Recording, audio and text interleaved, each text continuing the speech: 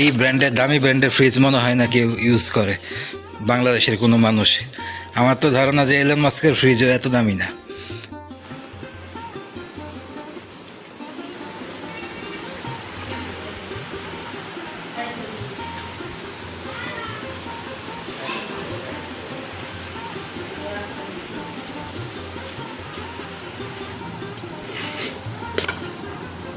ডাক্তারের কাছে আজকে খিচুড়ি রান্না করেছে, কার জন্য জানি না। খিচুড়ি আর ডিম ভাজি, এটাই আজকে শর্টকাট খাবার। সম্ভবত মাংস টাংস কিছু একটা রান্না করেছে, সঙ্গে করে নিয়ে গেছে। আর ডিম ভাজি বললো, আমি শুনলাম যে কই মাছ রান্না করছি, তাহলে ওইটা গেছে করে নিয়ে গেছে।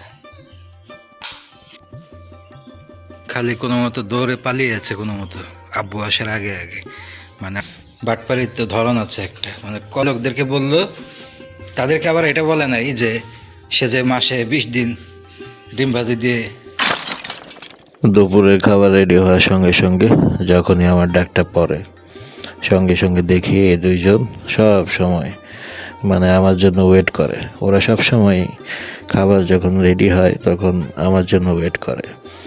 যত তারা থাকুক না কেন, এমনিতে রান্নাঘরের পাশেই ঘোরাঘুরি করে, কিন্তু যখন আমাকে আব্বু ডাকতে আসে, ওরা মানে আমার বিড়াল দুটোর কথা বলছি স্পেশালি, ওরা আমার জন্য ওয়েট করে। তখন আমার দরজার কাছে আসে, মানে এক ধরনের আকুতি যে আমাদেরকে নিয়ে চলো, কারণ খাবার দেওয়ার মালিক তো একমাত্র আমি।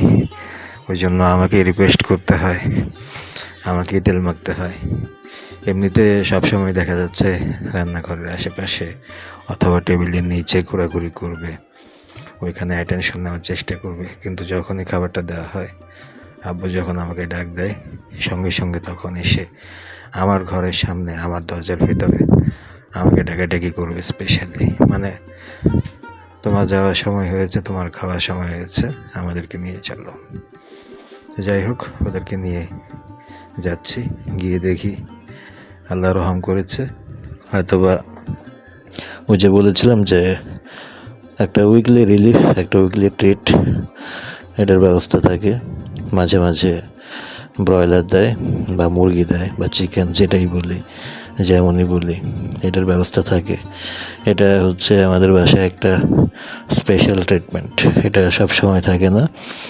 যখন একেবারে মুখটুক পচে যায় দিনের পর দিন ডিম খেতে খেতে, যখন আমরা হাঁপিয়ে উঠি, এক পর্যায়ে ঝগড়ার মতো পরিবেশ সৃষ্টি হয়ে যাচ্ছে, একজন খুব বিরক্ত হয়ে যাচ্ছে, দু একজনের মুখে কান্না চলে আসছে, চরম বিরক্তি চলে আসছে, ঠিক সেই মুহূর্তটায় এ ধরনের কিছু একটা আয়োজন করা হয়। একদিন করলে মোটামুটি 2 দিনের কাছাকাছি চলে যায়। যতটুকু থাকে যাই থাকে, মাংস ব্যাপারটা সুবিধা হচ্ছে যেমনই হোক, খারাপ হোক ভালো হোক, মশলা বা অ্যারোমা বা গন্ধ বা যাই থাকুক না কেন, ওই কারণে হয় কি, এই জিনিসটা বাসি হলেও মোটামুটি মুখে তোলার যোগ্য থাকে, খাওয়া যায়। খারাপ ভালো যেমনই আছে, কাজ চলে যায়। তো এটা যেমনই হোক, একটা হাড় কবজা গিলা কলিজা যাই হোক না কেন, দিনের পর দিন ডিম ভাজি খাওয়ার থেকে মোটামুটি মনে হয় যে এটা তখন অনেক ভালো কিছু। তখন আর এত কিছু কোয়ালিটি বাজ বিচার করার সময় থাকে না, যে কোনটা খেলে ক্যান্সার হচ্ছে, কোনটা খাওয়া ঠিক আছে, কোনটা খাওয়া ভালো, কোনটা প্রিমিয়াম, কোনটা নর্মাল। তখন মনে হয় যে কোনো মতো সারভাইভ করতে পারলেই হয়, একটু ভাত কোনো মতো খেতে পারলেই হয়। তো এটা যে খুব পছন্দের কিছু সেটা বলছি না, তবে তখন ওই সময় এটাই একটা অনেক বড় একটা রিলিফের মতো ইস্যু হয়ে দাঁড়ায়।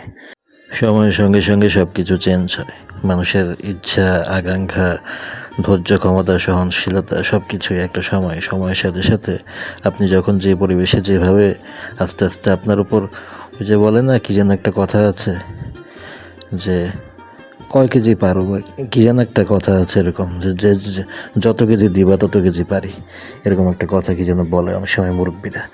তো ব্যাপারটা হয়ে গেছে এরকম যে একটা সময় ছিল আমার মা বেঁচে থাকতে, যে ব্রয়লার মুরগিকে যে কতভাবে রান্না করা হতো খাওয়ানোর জন্য, ভেজে রান্না করা হতো, এইভাবে রান্না করা হতো, ওভাবে রান্না করা হতো, কোনভাবে খেলে একটু ভালো লাগবে, কষিয়ে ভাজা ভাজা করো, এই করো সেই করো, মানে কোনোভাবে এটা মুখে যায় না, মুখে রুচে না, জিনিসটা ভালো লাগে না। একবার ভেজে রান্না করো, একবার কষিয়ে রান্না করো, একবার ওইভাবে রান্না করো, একবার পুড়ে রান্না করো, মানে কত পদে খাওয়ার প্রচলন, কালচার তৈরি করেছিলাম, কত ঢং কত রং। আর এখন আবার একটা নীতিই ছিল যে ব্রয়লার মুরগি যতই থাকুক না কেন একদিনের মধ্যে শেষ করতে হবে। ব্রয়লার মুরগি কখনোই বাসি করে খাওয়ার যোগ্য থাকে না, মানে এটা সম্ভবই না। ব্রয়লার মুরগি বাসি করে খাবো, পরের দিন ফ্রিজে রেখে খাবো, এটা অসম্ভব, একদিনের মধ্যে শেষ করতে হবে।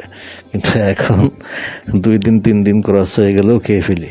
কারণ কি, যখন মনে করি যে ডিম ভাজি দিয়ে খেতে হবে আবারও, মানে প্রতিবেলায় ডিম ভাজি কত খাওয়া যায়। ডিম ভাজি তো একটা সময় খুব পছন্দের খাবার ছিল, এটা তো আমি অস্বীকার করছি না যে একটা সময় প্রচণ্ড পছন্দের খাবার ছিল, কিন্তু এখন ওই মহিলা তো এটাকে রেপ করে ফেলেছে, এজন্য ডিম ভাজি দেখতে ইচ্ছা করে না।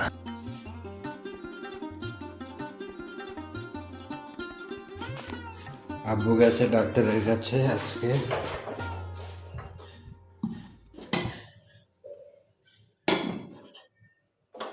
খিচুড়ি রান্না করেছে, কার জন্য জানি না। ডিম ভাজি, এটাই দুপুরের খাবার।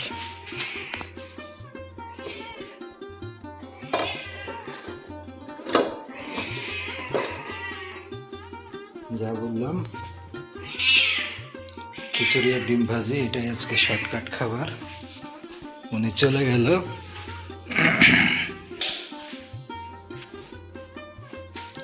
সম্ভবত মাংস টাংস কিছু একটা রান্না করেছে, সঙ্গে করে নিয়ে গেছে। আর আমাদের জন্য খিচুড়ি আর ডিম ভাজি। কই মাছের কথা বললো ফোনে, কই মাছ নাকি রান্না করেছে, সম্ভবত নিয়ে গেছে সঙ্গে করে। ফোনে বললো, আমি শুনলাম যে কই মাছের রান্না করছি, তাহলে ওইটা গেছে।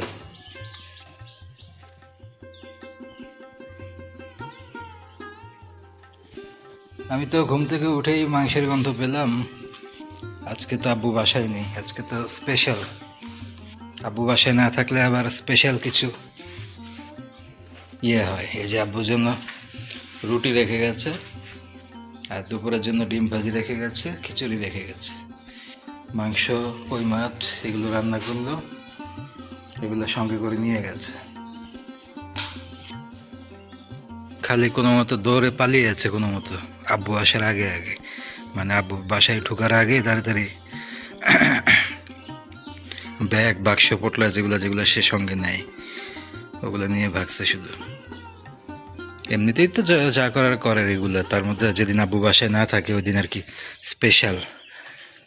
ওই দিন ও কিছু জিনিস জমিয়ে রাখে যে ওই কাজগুলো ওই দিনই করতে হবে যেদিন আব্বু বাসায় না থাকে।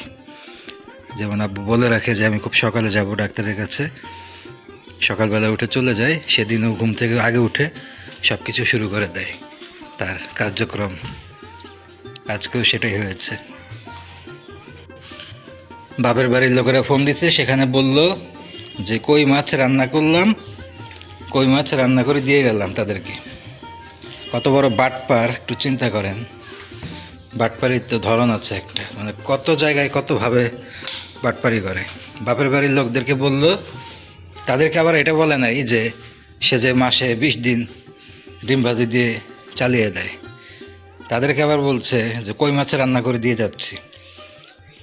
আমি ভাবছি কই মাছ, এখন দেখি কই মাছ নাই, মাংসের গন্ধ পেলাম, মাংসও নেই, শুধু ডিম ভাজি আর খিচুড়ি শর্টকাট রান্না করে দিয়ে চলে গেছে। কারণ খিচুড়ি দিলে ডাল দেওয়া লাগে না, ডিম ভাজির সাথে ভাত দিলে ডাল দিতে হয় আবার, এই জন্য শুধু একটু তাড়াতাড়ি করে একটু খিচুড়ি করে আর ডিম ভাজিটা দিয়ে চলে গেছে নোংরামি করতে। অথচ মোবাইলে যে বলছে স্পষ্ট আমি শুনলাম যে বাসায় কি রান্না হচ্ছে, বললো যে কই মাছ রান্না করে দিয়ে গেলাম, ওদিক থেকে আবার বলছে কই মাছ, আবার এটা নিয়েও কথা বলছে যে হ্যাঁ কই মাছ, আমরা কই মাছ খাই, এগুলো বলতেছে আবার বিভিন্ন কথা। কিন্তু দিয়ে গেছে কি ডিম ভাজি, নিয়ে গেছে কই মাছ, নিয়ে গেছে গরুর মাংস। এই জন্য কোরবানির পরে বাসায় ফ্রিজে কোনো মাংস থাকে না। বলি না যে মাঝে মাঝে আমাদের ফ্রিজে ভোগ নাই, ফ্রিজে ভোগ নাই, ফ্রিজে কিসের ভোগ নাই? আমাদের মতো ফ্রিজ এই ব্র্যান্ডের দামি ব্র্যান্ডের ফ্রিজ মনে হয় না কেউ ইউজ করে বাংলাদেশের কোনো মানুষ। আমার তো ধারণা যে এলন মাস্কের ফ্রিজও এত দামি না, যে আমাদের ফ্রিজ তাকে আবার ভোগ দিতে হয়, ভোগ না দিলে ফ্রিজ আবার গোসা হয়। ওই ফ্রিজের সামনে গেলে দরজা দিয়ে বাড়ি মেরে চাপার দাঁত ভেঙে ফেলে, ফ্রিজে রাগ করে। ফ্রিজকে ভোগ দিতে হয় কীভাবে? ফ্রিজের ভোগ দেওয়ার নিয়ম হচ্ছে ওই 10 কেজি মাংস রাখলে 8 কেজি মাংস ফ্রিজ খেয়ে ফেলবে। তো 2 ফ্রিজ হচ্ছে আমাদের সেই ব্র্যান্ডের ফ্রিজ, 2টা ফ্রিজই সেই ব্র্যান্ডের ফ্রিজ। 10 কেজি মাংস রাখলে 8 কেজি মাংস ফ্রিজের ভোগ দিতে হয়, ফ্রিজ খেয়ে ফেলে, আর 1-2 কেজি মাংস আমাদের জন্য রাখে। এই ভোগ যদি না দেই তাহলে আবার ফ্রিজের কাছে যাওয়া যায় না, ফ্রিজে পানির বোতল রাখতে গেলে ফ্রিজ আমাদেরকে দরজা দিয়ে বাড়ি মেরে ফেলে দেয়। এই জন্য ফ্রিজের ভোগ দিতে হয়। এমন ফাঁসা ফাঁসছি ফ্রিজ কিনে, ফ্রিজের ভোগ না দিলে ফ্রিজ আমাদেরকে কিছু তো রাখতেই দেয় না। একদিকে কারেন্ট খায়, আরেকদিকে 10 কেজি করে মাংস রাখতে হয়, না হলে ফ্রিজ আবার রাগ করে, গোসা হয়, ফ্রিজের পেট ভরাইতে হয়। আমাদের ফ্রিজ হচ্ছে এমন ইউনিক ব্র্যান্ডের, এত দামি ফিচার সমৃদ্ধ ফ্রিজ, দাজ্জালের লোগো আছে ফ্রিজে, ইয়াজুজ মাজুজ ব্র্যান্ডের ফ্রিজ, যে এখানে 10 কেজি মাংস রাখলে 8 কেজি খেয়ে ফেলে, 2 কেজি রেখে যায়। পদ্মা মানে এই সর্বনাশা পদ্মার মতো আর কি, কুল কিনারা কিছু রাখে না। এমন ব্র্যান্ডের ফ্রিজ আমাদের কিনা হয়েছে।